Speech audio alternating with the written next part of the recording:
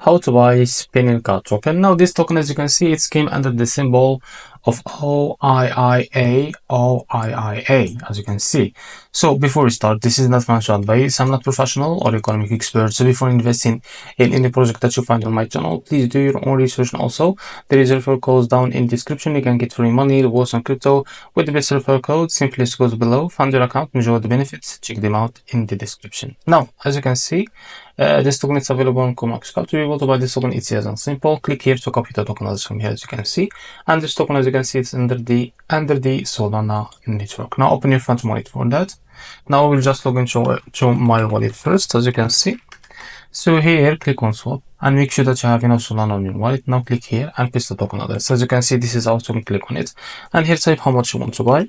So here you will be able to see how much you received, as you can see. Now select the provider, for example Jupiter, and make sure to read all that information here. Click here on swap, and after that you will be able to redact the Jupiter provider page to be able to buy this token. So if you face an issue, go back to this page and switch from here the slippers, as you can see, or customer, because the most issues, as we know, is came from the slip patch. And after that you can go and buy this token without any issue. So this is how to buy spinning card token. If you found this very helpful, please like and subscribe. See you in the next video.